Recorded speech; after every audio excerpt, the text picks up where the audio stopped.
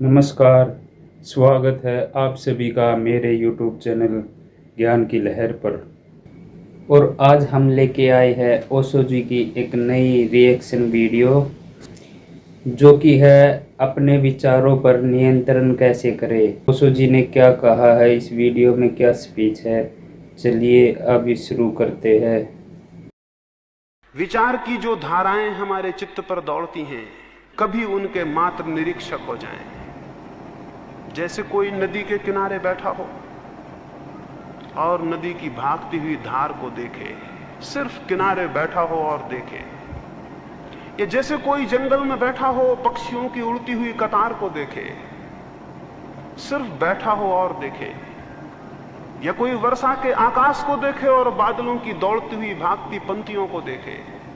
वैसे ही अपने मन के आकाश में विचार के दौड़ते हुए मेघों को, विचार के उड़ते हुए पक्षियों को, विचार की बहती हुई नदी को चुपचाप तट पर खड़े होकर देखना है। जैसे हम किनारे पर बैठे हैं और विचार को देख रहे हैं।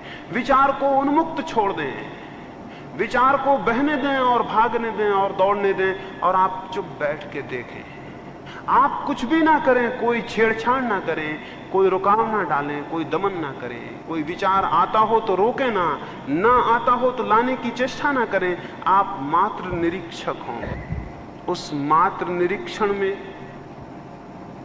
दिखाई पड़ता है, अनुभव होता है, विचार अलग है और मैं अलग हूं। क्योंकि बोध होता है कि जो विचारों को देख रहा है वो विचारों से पृथक होगा, अलग होगा, भिन्न होगा। और जब ये बोध होता है तो अद्भुत शांति घनी होने लगती है, क्योंकि तब कोई चिंता आपकी नहीं है। आप चिंताओं के बीच में हो सकते हैं, चिंता आपकी नहीं है। आप समस्याओं के बीच में हो सकते हैं, समस्या आपकी नहीं है। आप विचारों से घिरे हो सकते हैं, विचार आप नहीं हैं। और अगर ये ख्याल आ जाए कि मैं विचार नहीं हूं, तो विचारों के प्राण टूटने शुरू हो जाते हैं, विचार निर्जीव होने लगते हैं। विचारों की शक्ति इसमें है कि हम ये समझें कि वो हमारे हैं। जब आप किसी से विवाद करने पर उतर जाते हैं तो आप कहते हैं मेरा विचार। कोई विचार आपका नहीं है। सब विचार अन्य हैं और भिन्न हैं, आपसे अलग हैं।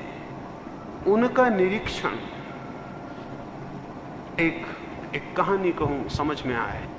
बुद्ध के पास ऐसा हुआ था, एक राजकुमार दीक्षित हुआ था। पहले दिन ही वो भिक्षा मांगने गया था। उसने जिस द्वार पर बुद्ध ने भेजा था भिक्षा मांगी, उसे भिक्षा मिली। उसने भोजन किया, भोजन करके वापस लौटा, लेकिन उसने बुद्ध को जाके कहा क्षमा करें, वहां मैं दोबारा नहीं जा सकूंगा। बुद्ध ने कहा क्या हुआ? उसने कहा कि यह हुआ कि जब मैं गया, 2 मील का फासला था, रास्ते में मुझे वो भोजन स्मरण आए जो मुझे प्रीतिकर है। और जब मैं उस द्वार पर गया तो उस श्राविका ने वे ही भोजन बनाए थे। मैं हैरान हुआ, मैंने सोचा संयोग है। लेकिन फिर यह हुआ कि जब मैं भोजन करने बैठा तो मेरे मन में यह ख्याल आया कि रोज अपने घर था, भोजन के बाद 2 क्षण विश्राम करता था, आज कौन विश्राम करने को कहेगा। और जब मैं ये सोचता था तभी उस श्राविका ने कहा भंते, अगर भोजन के बाद 2 क्षण रुकेंगे और विश्राम करेंगे तो अनुग्रह होगा, तो कृपा होगी, तो मेरा घर पवित्र होगा। तो मैं हैरान हुआ था। फिर भी मैंने सोचा कि संयोग होगा कि मेरे मन में ख्याल आया और उसने भी कह दिया। फिर मैं लेटा और विश्राम करने को था कि मेरे मन में यह ख्याल उठा कि आज न अपनी कोई सैया है न कोई साया है, आज दूसरे का छप्पर और दूसरे की दरी पर, दूसरे की चटाई पर लेटा हूं। और तभी उस श्राविका ने पीछे से कहा भिक्षु, न सैया आपकी है न मेरी है, और न साया आपका है न मेरा है। और तब मैं घबरा गया। अब संयोग बार बार होने मुश्किल थे। मैंने उस श्राविका को कहा क्या मेरे विचार तुम तक पहुंच जाते हैं? क्या मेरे भीतर चलने वाली विचारधाराएं तुम्हें परिचित हो जाती हैं? उस श्राविका ने कहा ध्यान को निरंतर करते करते अपने विचार शून्य हो गए हैं और अब दूसरों के विचार भी दिखाई पड़ते हैं। तब मैं घबरा गया और मैं भागा हुआ आया हूं और मैं क्षमा चाहता हूं, कल मैं वहां नहीं जा सकूंगा। बुद्ध ने कहा क्यों? उसने कहा कि इसलिए कि कैसे कहूं, क्षमा कर दें और ना कहें वहां जाने को। लेकिन बुद्ध ने आग्रह किया और उस भिक्षु को बताना पड़ा। उस भिक्षु ने कहा, उस सुंदर युवती को देखकर मेरे मन में विकार भी उठे थे, वे भी पढ़ लिए गए होंगे,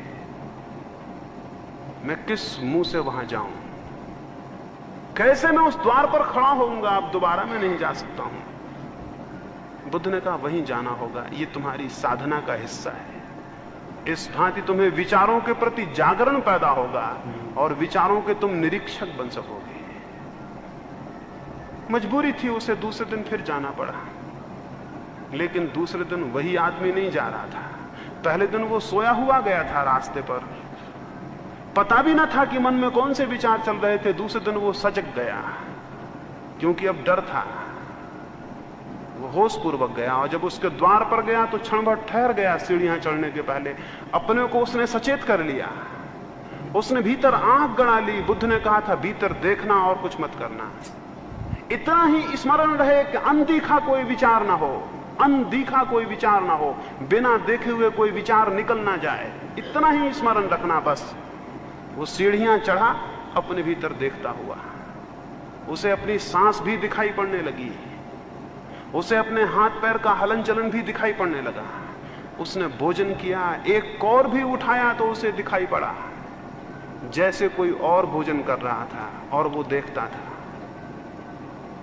जब आप दर्शक बनेंगे अपने ही, तो आपके भीतर दो तत्व हो जाएंगे, एक जो क्रियमान है और एक जो केवल साक्षी है। आपके भीतर दो हिस्से हो जाएंगे, एक जो करता है और एक जो केवल दृष्टा है। उस घड़ी उसने भोजन किया, लेकिन भोजन कोई और कर रहा था और देख कोई और रहा था। और हमारा मुल्क कहता है और सारी दुनिया के जिन लोगों ने जाना है वे कहते हैं कि जो देख रहा है वो आप हैं और जो कर रहा है वो आप नहीं है। उसने देखा, वो हैरान हुआ, वो नाचता हुआ वापस लौटा और उसने बुद्ध को जाके कहा धन्य है, मुझे कुछ मिल गया। दो अनुभव हुए हैं। एक तो यह अनुभव हुआ कि जब मैं बिल्कुल सजग हो जाता था तो विचार बंद हो जाते थे। उसने कहा एक अनुभव तो यह हुआ कि जब मैं बिल्कुल सजग होकर देखता था भीतर तो विचार बंद हो जाते थे। दूसरा अनुभव यह हुआ कि जब विचार बंद हो जाते थे तब मैंने देखा कर्ता अलग है और दृष्टा अलग है। बुद्ध ने कहा इतना ही सूत्र है, जो इसे साध लेता है वो सब साध लेता है। विचार के दृष्टा बनना है, विचारक नहीं। स्मरण रहे, विचारक नहीं, विचार के दृष्टा। इसलिए हम अपने ऋषियों को दृष्टा कहते हैं, विचारक नहीं।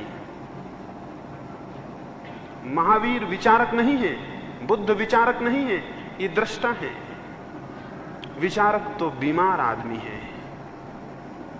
विचार वे करते हैं जो जानते नहीं हैं। जो जानते हैं वे विचार नहीं करते, वे देखते हैं, उन्हें दिखाई पड़ता है, उन्हें दर्शन होता है।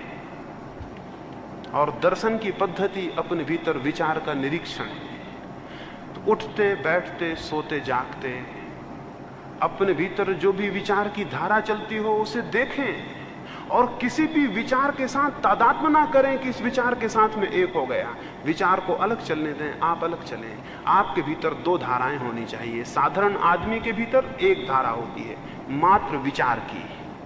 साधक के भीतर दो धाराएं होती हैं, विचार की और दर्शन की। साधक के भीतर दो पैरेलल, दो समानांतर धाराएं होती हैं, विचार की और दर्शन की। सामान्य आदमी के भीतर एक धारा होती है, मात्र विचार की। और सिद्ध के भीतर भी एक ही धारा होती है, मात्र दर्शन की। इसे समझ लें, साधारण आदमी के भीतर एक धारा होती है विचार की, दर्शन सोया हुआ होता है। साधक के भीतर दो धाराएं होती हैं समानांतर, विचार की और दर्शन की। सिद्ध के भीतर भी एक ही धारा रह जाती है, दर्शन की। विचार मृत हो जाता है। तो हमें विचार से दर्शन तक पहुंचना है, तो हमें विचार और दर्शन की समानांतर साधना करनी होगी। अगर विचार से दर्शन तक पहुंचना है तो हमें विचार की और दर्शन की समानांतर साधना करनी होगी। उसको मैं सम्यक निरीक्षण कह रहा हूं, उसको सम्यक स्मृति कह रहा हूं। उसको महावीर ने विवेक कहा है। विचार और विवेक, जो विचार को भी देखता है वो विवेक है। विचारक मिल जाने तो बहुत आसान है, जिनका विवेक जागृत हो वैसे लोग बहुत कठिन हैं।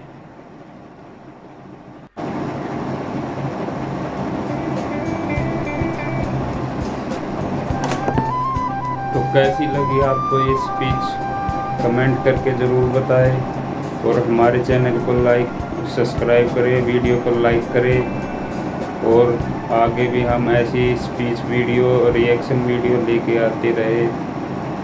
नमस्कार।